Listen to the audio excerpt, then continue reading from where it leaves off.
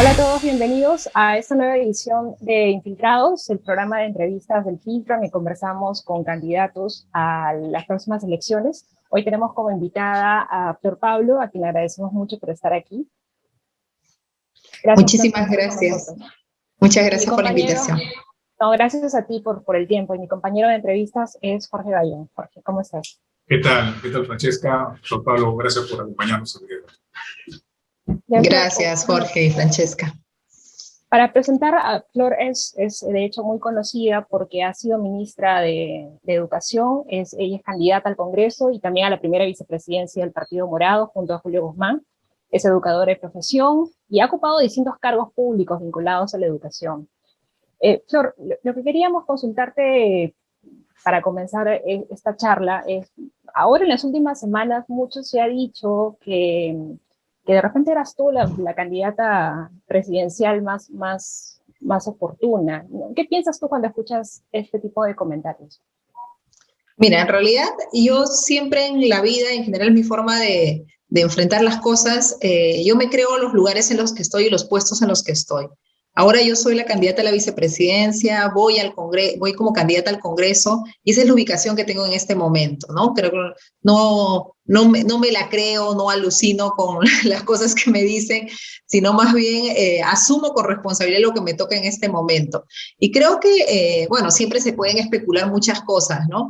Y más bien lo que creo es, y por eso estoy en el Partido Morado, cuando yo salí de ser ministra, me quedé con una sensación, una mezcla de sensaciones, y además vino ahí nomás la pandemia, ¿no? Una fue realmente ver lo terrible que puede ser un Congreso cuando un Congreso no trabaja para la gente, sino es un Congreso obstruccionista, que fue el que me tocó a mí con una mayoría fujimorista, ¿no? Y luego yo, bueno, vengo años, trabajo toda mi carrera en el campo de la educación, ¿no? Y también la constatación de que desde un sector solamente no puedes resolver los problemas de la educación. Necesitas salud, necesitas alimentación, necesitas, en realidad, lograr aprendizajes es un esfuerzo de Estado, un esfuerzo intersectorial. Entonces dije, tengo que entrar a la política, porque al final todo esto se hace cuando uno llega a ser gobierno, ¿no? Y ahí no me quedó la menor duda, porque a la vez para hacer política y hacer gobierno y fortalecer nuestra institucionalidad necesitamos partidos. Y si tú comienzas a mirar lo que tenemos en términos de organizaciones, en realidad lo que hay como partido, como organización sólida, es el Partido Morado, ¿no? Los otros son préstamos que han hecho algunos candidatos, cambios de nombre, vientres de alquiler, partidos fraccionados, ¿no? Entonces me quedó la certeza y así me hice militante del Partido Morado y todo este tiempo he venido haciendo la militancia, asumí, he participado en la democracia interna, o sea, estoy haciendo vida partidaria. Y bueno, y tenemos en Julio Guzmán al líder que ha fundado el partido, que tiene toda una trayectoria, que se ha preparado, y creo que cada momento tiene su lugar y las personas que tenemos que estar, ¿no? Y en este momento yo soy la candidata a la vicepresidencia. Flor, pero precisamente en tus palabras, en la forma como usted señala que este es su momento, o este es su lugar en este momento, se denota así una intención, no sé si intención, sino un anhelo de probablemente en un futuro poder ser usted de pronto una candidata que represente al partido en general, ¿no? Como una candidata presidencial. Y retomando un poco la pregunta de Francesca, en el sentido de que finalmente Julio Guzmán siguió a la cabeza, digamos, como candidato presidencial, no debería dejarse esta idea del caudillo dentro de un partido político, ¿no? Porque también teníamos en las elecciones internas del Partido Morado la presencia de Carolina Lizárraga, ¿no? Entonces, ahí hay algo que de pronto considera usted debería mejorarse, cambiarse, evaluarse, ¿no? Evitar este tipo de figuras caudillistas dentro de los partidos. Mira, en el partido hubo una democracia interna y yo más bien no creo que haya una logia caudillista, porque si ustedes ven la plancha, nosotros más bien es nuestra cultura que todavía no se aleja de una sola persona, ¿no? Nosotros hemos tratado de comunicar y seguimos comunicando que somos una plancha, donde la vicepresidenta, la candidata a la vicepresidenta, yo tengo un rol fundamental. Por eso si ustedes ven, incluso en toda la forma como comunicamos, es Julio Guzmán a la presidencia, Flor Pablo a la vicepresidencia, y es lo que queremos comunicar, ¿no? La gente que dice, ¿por qué Flor Pablo no está ahí? Bueno, Flor Pablo está en la plancha, ¿no? Estoy ahí, ¿y cuál es mi aporte? Julio es economista, yo soy profesora, y creemos que esa es la combinación entre la economía y el desarrollo social. Y eso es lo que le queremos presentar como alternativa y en lo que estamos trabajando. Si hay algún anhelo, en este momento tú decías, Jorge, sí, mi anhelo es poder llegar a ser gobierno. Poder llegar a ser gobierno y que ese trabajo en equipo, esa combinación y esa organización que tenemos pueda servir al país, ¿no? Ese es nuestro mayor anhelo de servicio y de poder ser una propuesta seria, responsable para el país en este momento. Escarbando un poquito más para ya darle la palabra a Francesca, si escarbamos un poquito más en ese anhelo, ¿su anhelo podría ser también querer ser presidenta del Perú? Mira, yo vivo las cosas, como te digo, cada cosa en su momento. Yo antes de ser ministra fui directora regional. No estaba pensando en ser ministra, estaba pensando en ser una buena directora regional para Lima y en trabajar lo más posible. Ese es mi anhelo en este momento. Jamás yo te mentiría si digo que yo le corro a los puestos, que me corro de las situaciones. No, a mí las situaciones que se me vienen en la vida, y es también de repente por toda mi forma, como mi trayectoria, mi historia, ¿no? Yo vengo de un pueblo joven.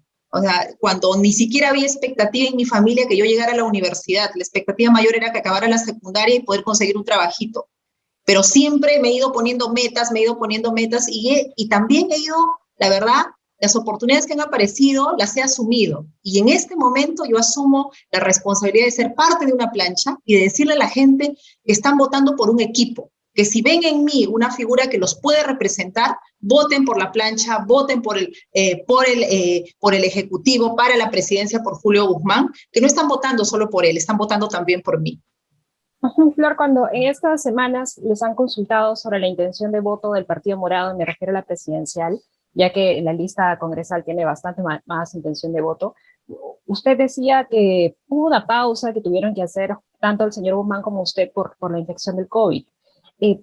Más allá de lo que usted considera que ha sido un ataque directo a la figura del señor Guzmán, por las cosas que podríamos conversar después, y bueno, ataque directo, incluso el hecho de que el presidente, Francisco Sagasti, sea parte del Partido Morado, de alguna forma ha repercutido en la intención de voto. Pero ¿qué autocrítica se hace? O sea, ¿qué autocrítica ha hecho usted respecto a las estrategias que han tomado en la campaña, en esta campaña presidencial? ¿Y cómo ven estas 2 semanas que vienen, ¿no? ¿Qué estrategias van a aplicar respecto a esa autocrítica?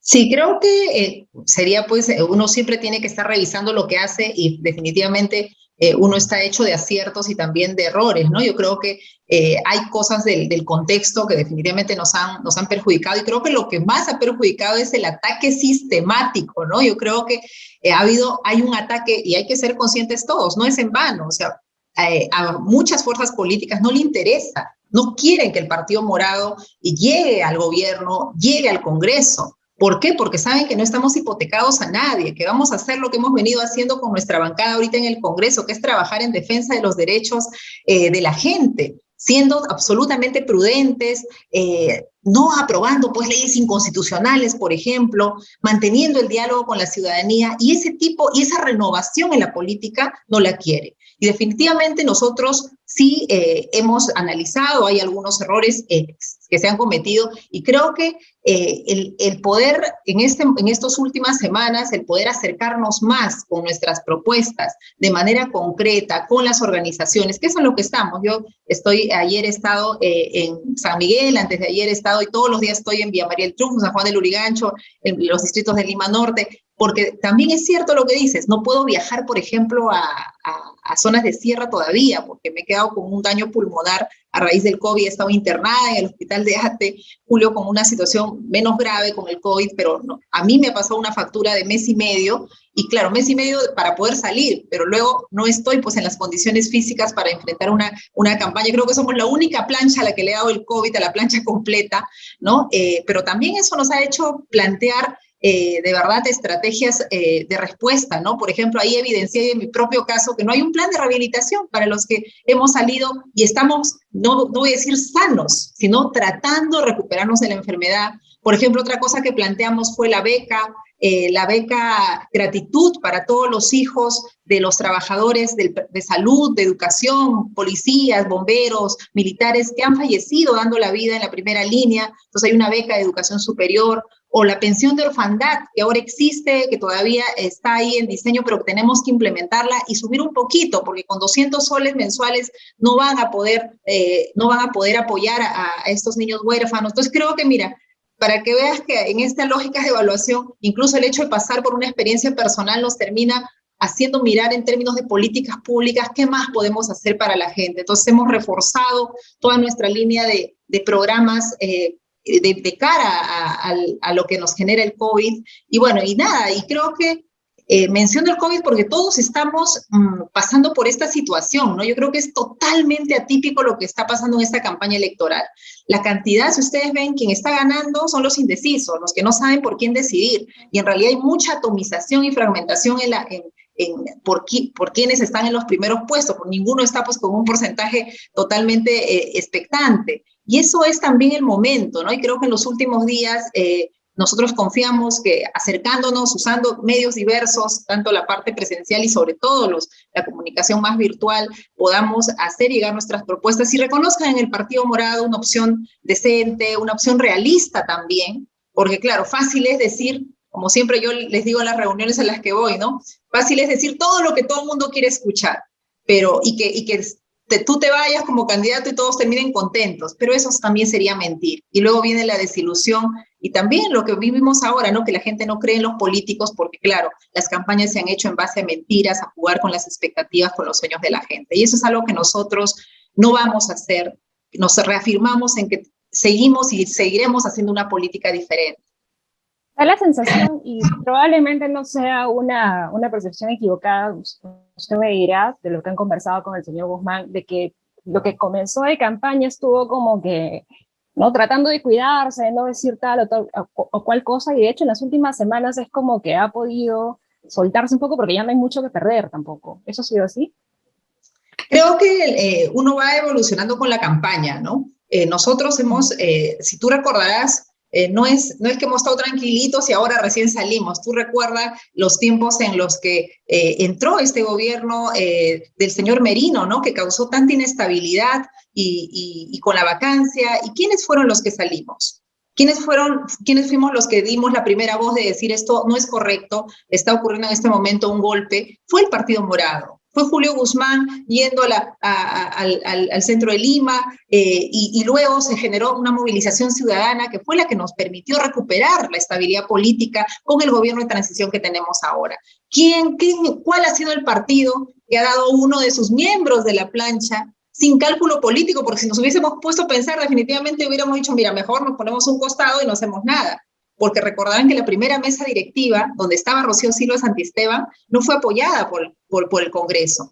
Y es en la segunda votación de la mesa directiva que entra Francisco Sagasti, el actual presidente de este gobierno de transición. Entonces, nuestro partido es un partido que siempre está acompañando los momentos más críticos del país. Creo que no estamos haciendo cálculos pensando en nuestros intereses, sino en los intereses del país. Y lo digo así con total claridad porque si no aparecemos como los que estamos de costado y no, o somos tibios, como por ahí alguna vez me dicen, ¿no? Y yo lo que siempre voy a decir es, miren nuestros actos, miren los momentos en los que hemos estado, ¿no? Pero claro, hay una campaña pues abrumadora de desprestigio, que no es casualidad como te lo mencionaba antes, ¿no? Y claro, ahora aparece una fuerza como Renovación Popular.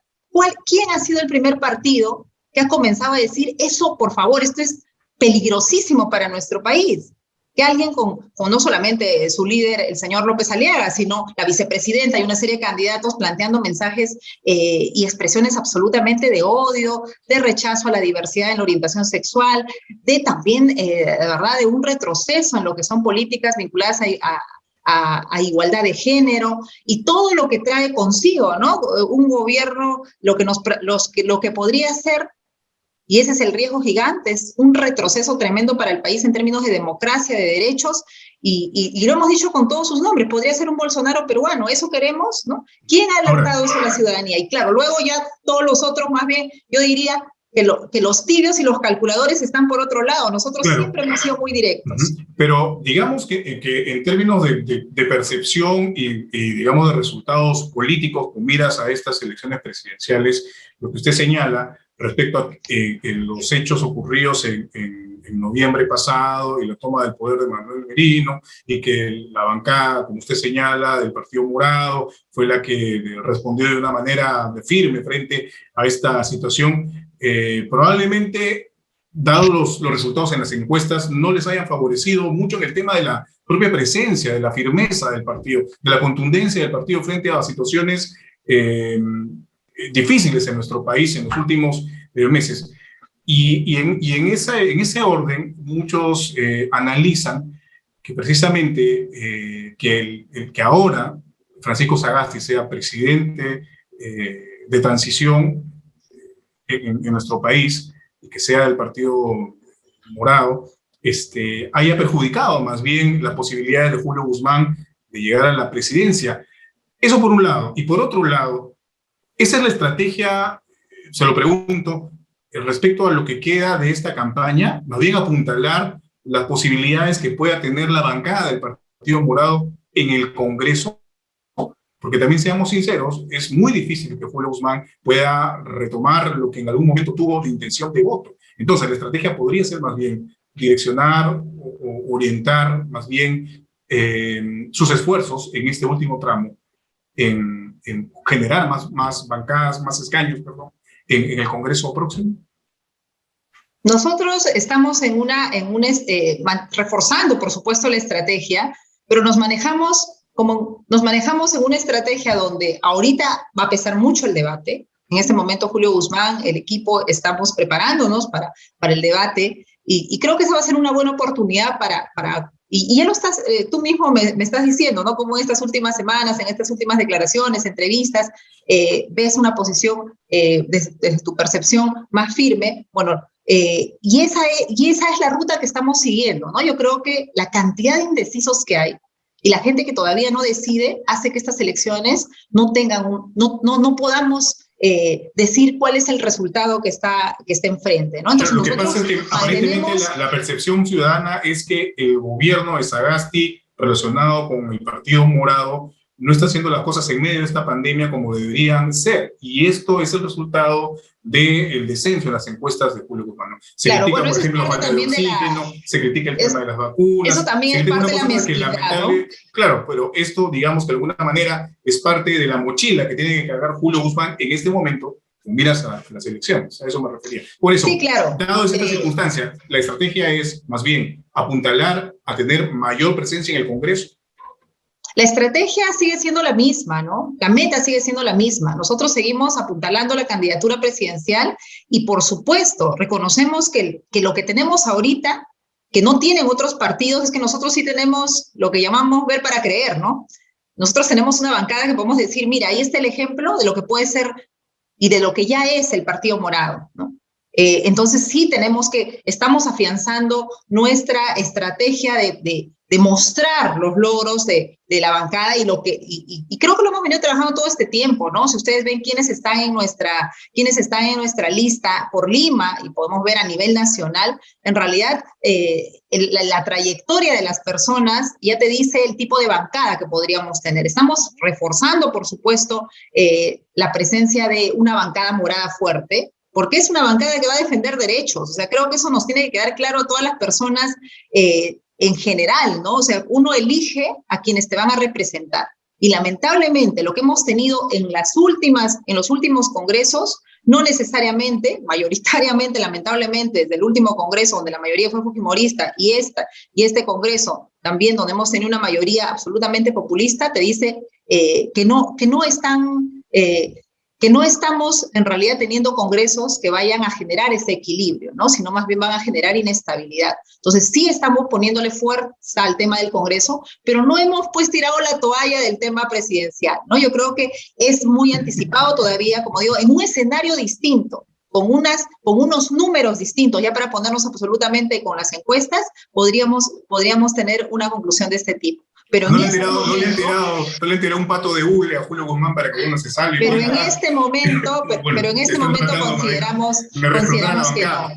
En la política todo puede pasar. Así es que para nosotros seguimos firmes, porque si no, mira, Jorge, o sea, estas cosas, pues, tú cuando vas a una carrera, ¿no? tú no a mitad de camino, tú no dices, oye, de repente no llego a la meta, me voy a detener, ¿no? O sea, uno va hasta el final. Y así es, así se enfrentan los retos, así se enfrentan las competencias, así se enfrentan las campañas.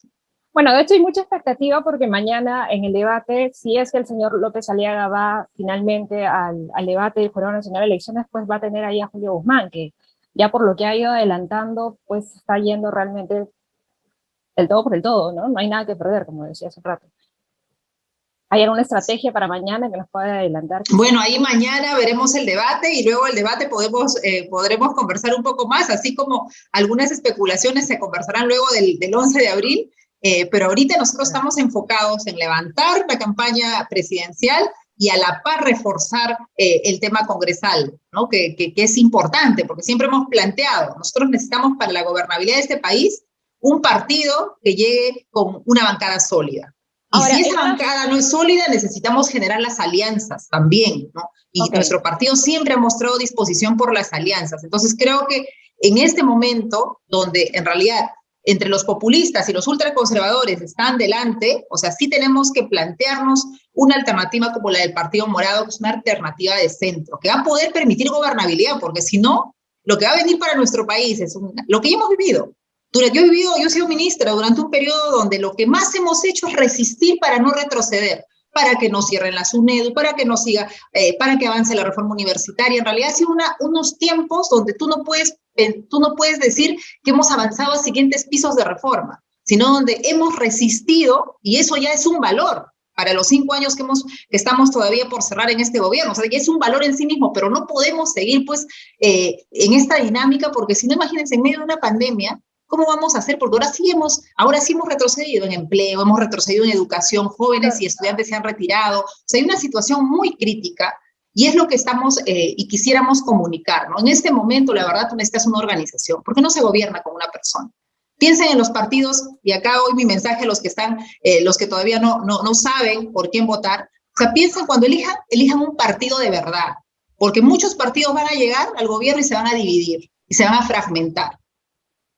O van a llegar y no van a querer concertar con otros, porque su vocación no es esa, porque tienen posiciones muy firmes y a veces echados sea a la derecha o hacia la izquierda, que no va a permitir construir. Y en este momento necesitamos construir con las fuerzas democráticas, progresistas y abrir puentes. Y creo que esa es la vocación de diálogo y de construcción que tiene el Partido Morado.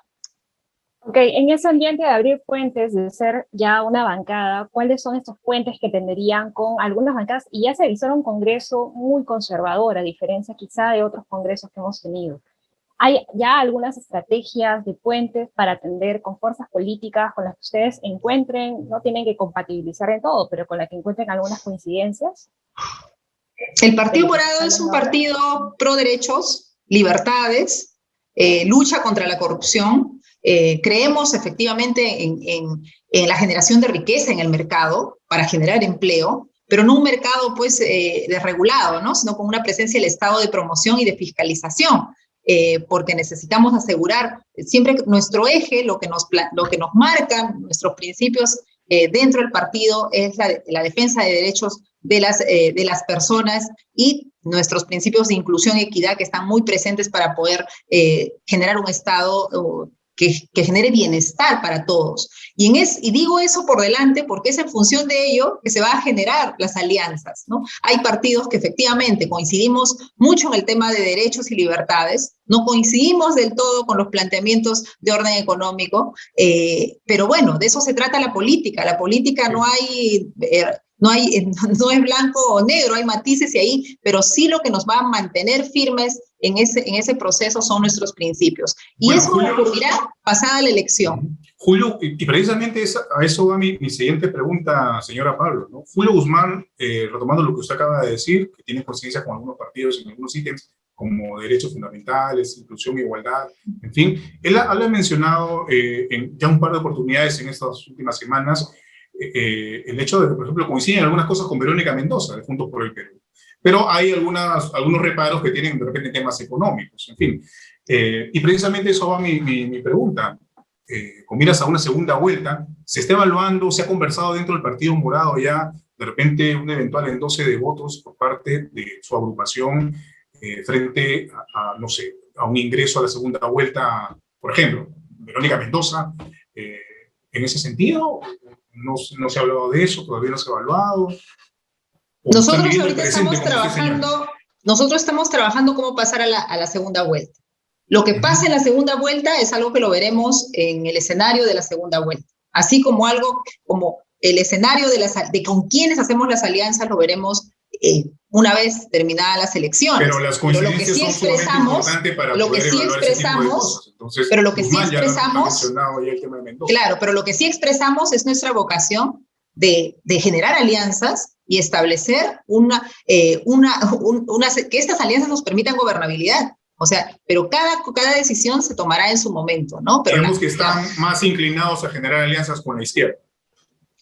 En realidad, con la izquierda tenemos muchas coincidencias, pero aquí, por eso es que somos un partido de centro, pues, porque no estamos pensando porque a veces ese es el sesgo de la izquierda, ¿no? Por ejemplo, algunos de la izquierda dicen cómo una persona que viene de un sector popular como yo, ¿no? Estoy en un partido de centro, ¿no? Porque todos esperan que casi la izquierda, pues todos los que apostamos por derechos y libertades solo estemos en la izquierda. Y yo estoy en un partido de centro que tiene su centro izquierda, su centro un poquito más para la derecha, pero es así como se construye partido.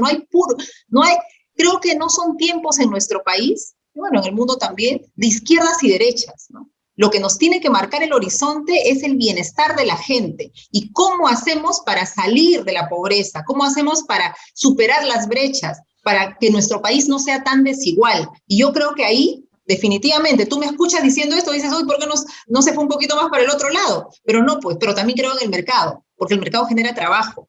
Y no solamente la gran empresa, sino la pequeña microempresa. Entonces, sí necesitamos un Estado promoviendo, fiscalizando, generando oportunidades para el sector privado, por supuesto. Pero nuestro eje, como digo, de equilibrio es que pensamos en las personas y su bienestar. Y esas personas trabajan también en el sector privado como en el sector público y necesitamos construir nuestro país.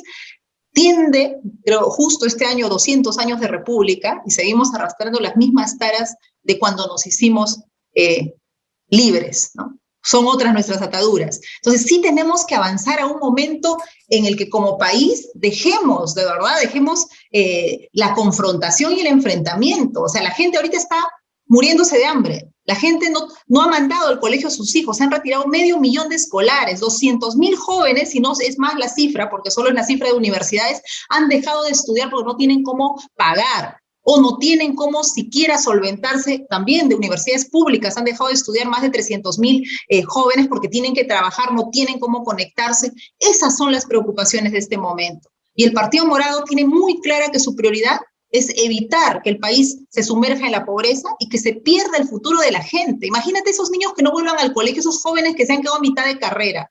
Son las generaciones que van a sostener nuestro país, en este momento están en riesgo. Esa es nuestra prioridad.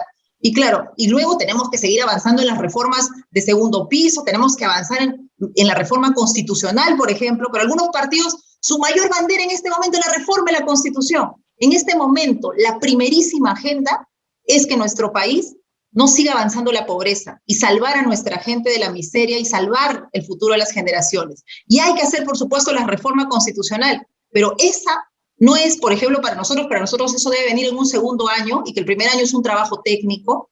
¿Por qué lo digo? Porque esa es una expresión de cómo vemos las cosas nosotros. Nos paramos en la realidad pensando en la gente y pensando también en el país, ¿no? Cómo construimos institucionalidad, pero no vamos a construir institucionalidad si comienzan, por ejemplo, a crecer los conflictos sociales, si la miseria, si la pobreza comienza a crecer y se debilita la posibilidad de los ciudadanos siquiera de pensar en las elecciones o en un referéndum porque están pensando qué van a comer hoy día, qué van a comer mañana. Entonces, tenemos que tener los pies en la tierra y avanzar como país, y esa es la vocación del Partido Morado.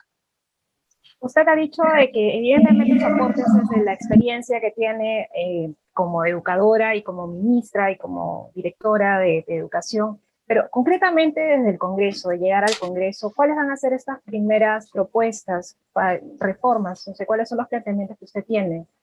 Sí, mira, una primera cosa que de llegar a ser gobierno lo vamos a pedir como facultad delegada, pero también nos ponemos en el escenario de que el Congreso sea la alternativa. Tenemos que declarar en emergencia salud y educación. Y no es por ser alarmistas, sino tenemos que declarar por ley en emergencia la salud y la educación. ¿Por qué? Porque eso nos va a permitir, yo vengo de la gestión pública, nos va a permitir gestionar de manera rápida y diferente. Ahorita todo el mundo se queja por qué no llegan las tablets, por qué no pasa esto, por qué no pasa lo otro. Bueno, no pasa porque la administración pública sigue moviéndose como si no hubiese pandemia. Y eso es algo que lo primero que hay que hacer para flexibilizar y claro, a la par, eso no pasa por ley, pero todo el Ejecutivo tiene que modernizar, simplificar y agilizar procedimientos y probar nuevas formas de hacer las cosas. Estamos haciendo las cosas como si no hubiera pandemia. Vizcarra no tomó las acciones porque usted ha sido ministra de Educación en el gobierno del señor Vizcarra y fue él que prometió las tablets que finalmente hasta ahora no se terminan. Claro, pero yo dejé de trabajar en febrero. Yo te dejé trabajar en febrero antes que comenzara la pandemia, así que no te puedo... Perfecto, está bien. No te puedo... Le concedo ahí la... Me hubiese gustado, o sea, esto que te estoy diciendo es lo que vengo pensando desde el día que comenzamos a ver que esto no era un tema de una semana. Porque recordarán que inicialmente parecía que iba a ser una semana, un mes, 2 meses, y luego nos enfrentamos que efectivamente esto iba a durar todo el año escolar 2020, ahora sabemos que va a durar buena parte del año 2021, y no es algo que mañana viene la vacuna y todo va a volver a la normalidad. O sea, todavía estamos enfrentando un escenario de incertidumbre. Entonces, sí hay que hacer la declaración de emergencia. Otra, una ley que plantee el conflicto de intereses. Para mí era realmente descarado que dueños de universidades, promotores, eran los que más pues, planteaban, por ejemplo, ¿no? Instancias superiores a la SUNEDU, o planteaban revisar la ley universitaria. Entonces, lo que estamos planteando como bancada es plantear una ley que inhabilite, que prohíba a los dueños de universidades, promotores, gente que tenga negocios, o sea, que no haya conflicto de intereses, que no puedan presentar leyes ni participar en votaciones. Mira, eso es algo tan básico, pero que no existe. Luego lo otro... Es una buena propuesta, pero de ahí a que la dejen, porque realmente lo que hemos visto en el Congreso en los últimos años, décadas probablemente, es que justamente las personas... Y es por eso que tienen que votar por una bancada, porque nuestra bancada tenga una fuerza importante en el Congreso. Si en el Congreso el Partido Morado tiene una mayoría, eso se puede hacer. Y efectivamente, como tú bien dices, la vamos a luchar, vamos a presentar las leyes, nos van a ver ahí defendiendo las reformas, tratando y haciendo los máximos esfuerzos pues, para que los intereses particulares no sean los que manden en la política en nuestro país. Porque, por ejemplo, ¿por qué no se les cobra impuestos a las universidades privadas y tienen la exoneración todos estos años? ¿Por qué? Pues porque tienen a sus congresistas ahí adentro haciendo las leyes ad hoc para sus negocios. Y eso es algo que tiene que cambiar. Y el Partido Morado va con esa agenda, con una agenda ciudadana, con una agenda pro derechos, con una agenda de defensa de la ciudadanía. Y creo que nosotros tenemos una agenda parlamentaria de más de 100 propuestas de ley, entre las que está dejando la bancada morada actual y la que vamos a retomar. Y otro de los proyectos de ley es la ley de igualdad de género y crear un programa de educación sexual integral por ley. Porque también, a causa de los grupos conservadores y de las constantes críticas y ataques, lamentablemente se han debilitado los programas de educación sexual integral en el Estado. ¿Y qué cosa tenemos? Hace 30 años no bajan nuestros números de embarazos adolescentes. Los números de violaciones, de maltrato, siguen creciendo, siguen presentes especialmente en zonas como nuestra Amazonía, y eso es durísimo. Entonces sí necesitamos que el Congreso también genere un marco normativo de protección a nuestras niñas, a nuestros niños, por una educación más inclusiva, más igualitaria.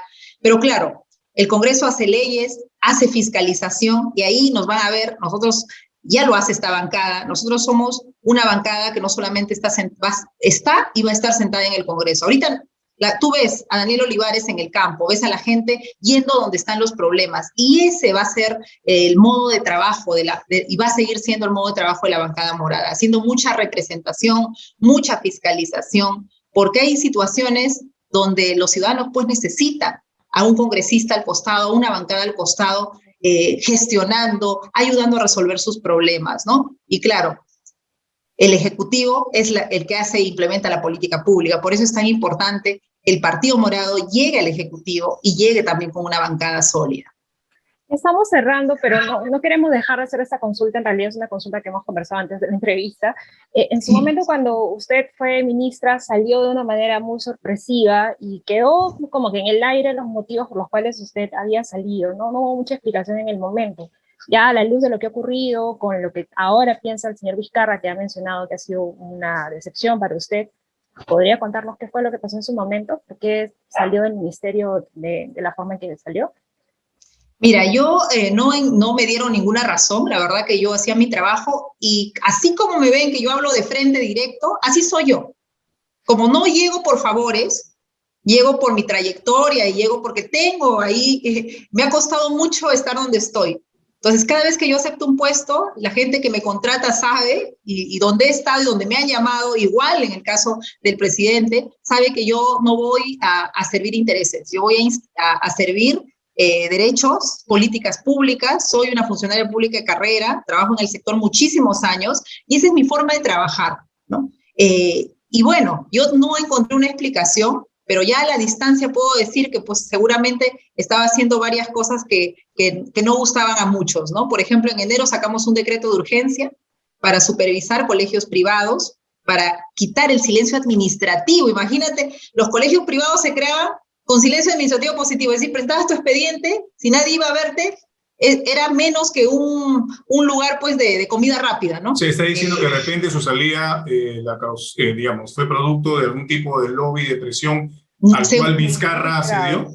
Mira, se puede especular muchas cosas, pero lo que yo les puedo decir es que todo mi trabajo, yo no encontré una explicación por la cual me dijeran hasta aquí no más. Pero a la distancia de los hechos y de verdad la decepción que nos ha generado a todo el país el presidente Vizcarra con esta situación del vacunagate y todas las investigaciones en las que está, que la justicia lo juzgará, la verdad creo que las cosas ocurren por algo. Pero de mí lo que van a encontrar algunos que dicen, entonces vizcarrista, yo lo que digo, yo no soy ni vizcarrista ni ninguno de los nombres a los gobiernos con los que he trabajado, porque como funcionaria pública pues he pasado por varios gobiernos. ¿Guzmanista eso no es guzmanista, señora Pablo? Mira, yo soy del Partido Morado, ¿no? Moradista. Yo ahora no soy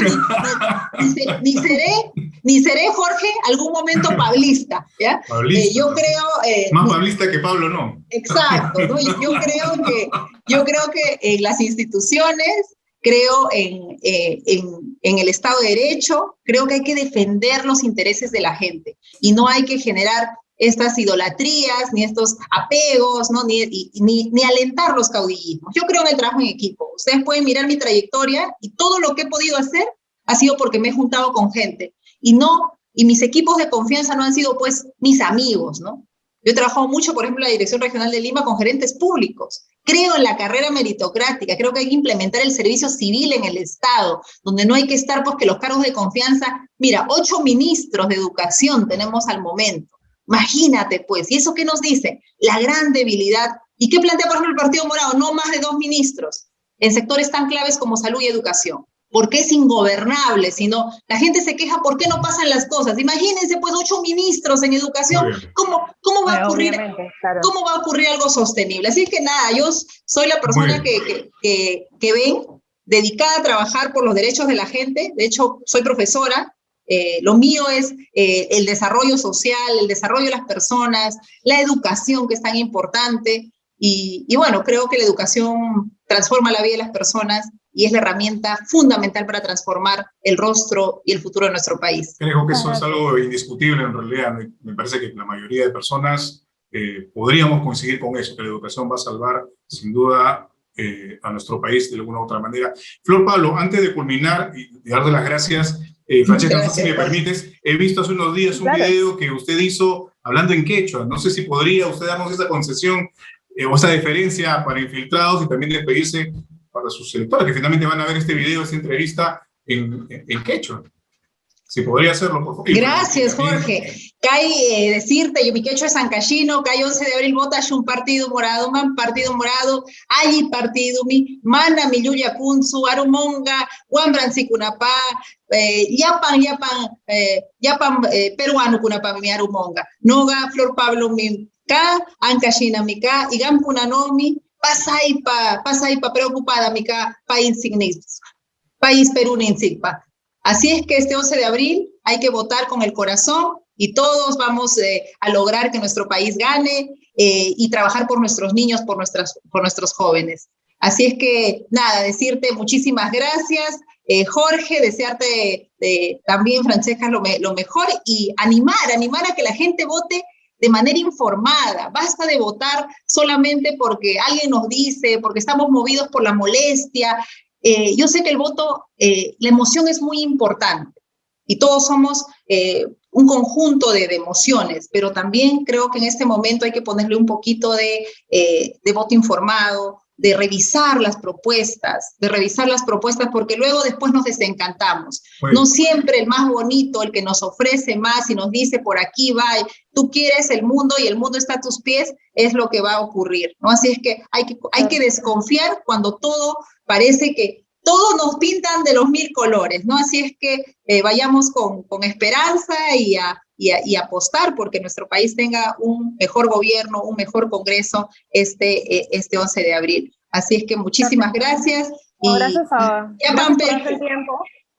Muchas gracias por darte el tiempo. Te deseamos, por supuesto, todo el éxito para lo que resta de campaña y que no sea la última vez que conversas con el filtro. Muchas gracias. Así es. Solo cerrar diciendo, Yapan Perú, peruano kunakunomi, Kai 11 de abril, Yayishun. Gracias. Muchas gracias a ustedes. Y con ustedes hasta pronto. Gracias. Chao.